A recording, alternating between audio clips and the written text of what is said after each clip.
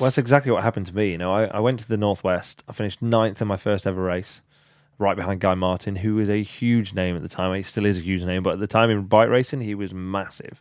I finished literally a bike behind him in my first ever road race, and I was like, "You're done if I can keep doing that." Yeah. You know, I can. Could you understand him?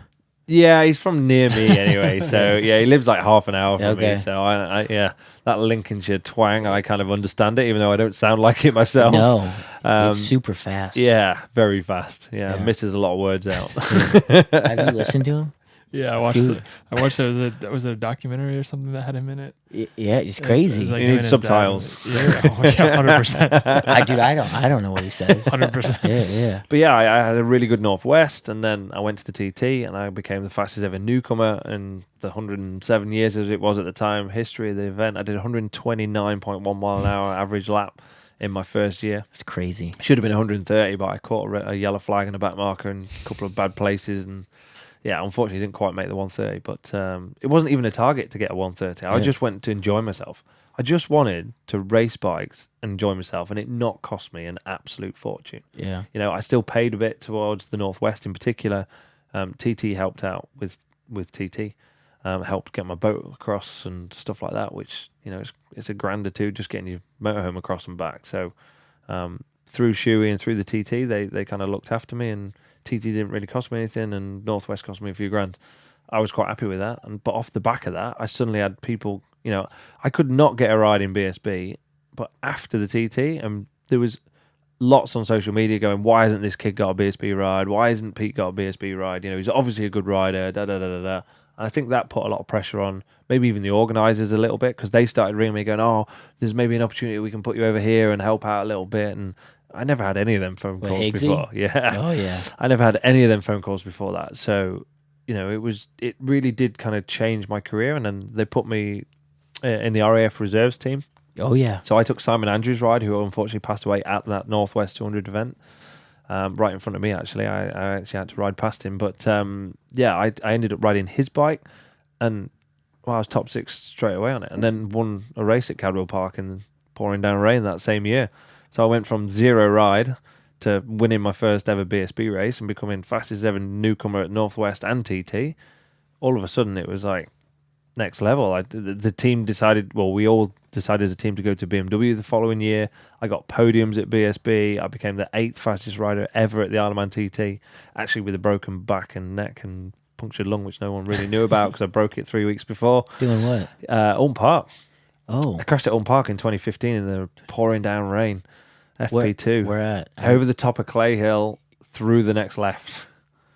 I had a Oh, massive yeah. one. Yeah. Dude, yeah. So I broke my back in 3 places, my neck in a couple of places, punctured my right lung, and broke a couple of ribs.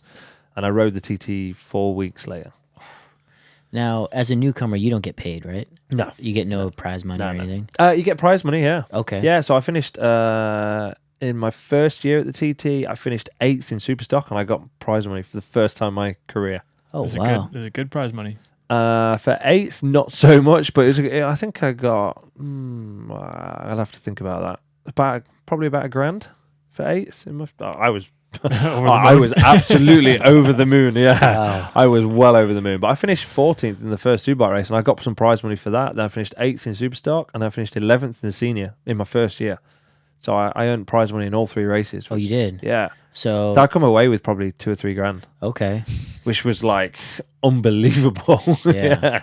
So, and just, we kind of always do this, but let's just roll back the Isle of Man TT. It's 37 miles? 37 3/4. 37 3/4 miles. You race how many laps, and you have 2 pit stops, right? Or 1? Yeah, 2 pit stops in the big bike races. So there's a roughly 260 corners. Okay. Roughly. I haven't actually counted, but And you get there's about sent that. off minute? Or Every 10 seconds. every 10 seconds? Yeah. The big Superbike races are 6 laps long, so 226 miles. 2 pit stops. So you do 2 laps, pit stop, 2 laps, pit stop, 2 laps at the end. Tires? Or Just rear tyre and fuel.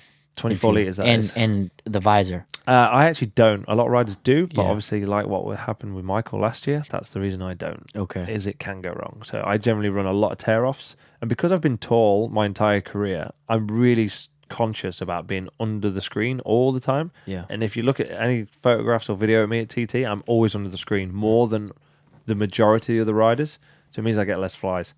Yeah, So yeah. I put an extra tear off, and I have 3 tear offs, and That's it. I do 3 tear offs, and What? I do the entire race on 3 Dude, tear offs. have you saw the windscreens on these things? Yeah, They're absolutely they're fucking covered. shattered. yeah. They're shattered after the race. I do the whole race on 3 tear offs. Yeah. Fucking A. So I do the last one this side, which Yeah. is like because sometimes as well, obviously Emergency. you pull 2 by accident, Yeah. and then you are knackered. So Yeah. so I always have the last one on the right hand side. But I normally try and make the 2 laps without even taking a tear off, and get the guys to do it in the pit stop. Rip And a then tear they off. take 1 tear off, and I do another 2, and they take the last one off, or second to last one off, and I've still got a spare Okay, just in case there's a big bug Have somewhere. you ever had an issue? Not yet. great. Like a massive butterfly or something like No, I have had sometimes the tear offs will come off by themselves, even where I've like caught it on the screen or something and ripped them, but I've still managed to get to the end of the race without a problem so far. That's insane. So when you look back on that, do you think you would have made that leap had you been in a paid ride and doing well in BSB? Like, Probably not. Yeah, probably not. It was never ever on my radar to go road racing. It just wasn't something that I was interested in it because I always listened to the radio and I always found it phenomenal, and it was going really probably in 2013 even without a view of riding it, that probably was more kind of like, oh, actually I really like this. And like I don't see the danger. There's, one person's safe is another person's dangerous and all that, and we all race bikes, so we know our what we think is dangerous is different to what the majority of people in the world think is safe or dangerous. So we definitely have a different view on things. But I really don't see. You're not scared at all. No, I'm not scared of it. Like I know riders that have been there and done like mega fast world championship riders that have done a practice session or 2 and gone, nah, I can't do it. Because they're just seeing the danger everywhere. When I ride, I don't see any of that. I'm just on the course and I'm doing this. I'm just riding. And probably your style helps with that, being Yeah, super being smooth. flowy and Yeah. smooth. Yeah, absolutely that. And I think being bigger as well, being taller helps. Someone like Lee Johnston, who is really small, Yeah. super struggles on the big stuff. The big bike takes you for a ride otherwise. yeah, I can imagine that. You don't have and even just lean angle wise, right? Like you can stay on top of the bike a bit more. When Yeah, you're a manhandle thing around because when you're doing 5th and 6th gear, like 180 mile an hour turns, like when you're trying to change direction, the bike does not want to change direction.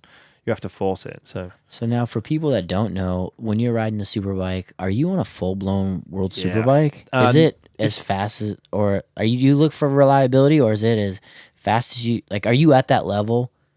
So you could actually run a World Superbike. So you can actually run a MotoGP bike in the senior. So the senior rules are any bike that's Spoiler not alert. that's not supercharged or turbocharged and not over 1,000 cc. Okay, So you could actually run a MotoGP bike in the senior race. that thing would not be good. Nah. Yeah, we're way too stiff and all the Yeah. rest of it. Yeah, and we're too fast actually to a point. But like to be honest, our superbikes are like, I take my BSB bike. So Okay. it is a full blown So superbike. no electronics. No. And even on the stocker, I turn the electronics off because I'm so used to riding without it that I don't ride well with it. To a Yeah. point. I could do if I take my time. Like if I spent a few days doing it. I went and raced in the Czech Republic in Most when Van der Mark was ill in 2022.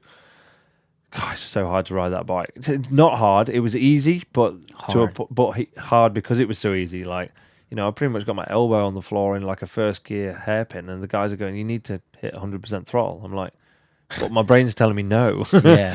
But that's just they're off the brake and they're on full gas on right on the side of the tire. It's a very different way of riding to what I've ridden pretty much my entire career, really, without the electronics. So when I go to TT, I take the Superbike because that's what I'm used to.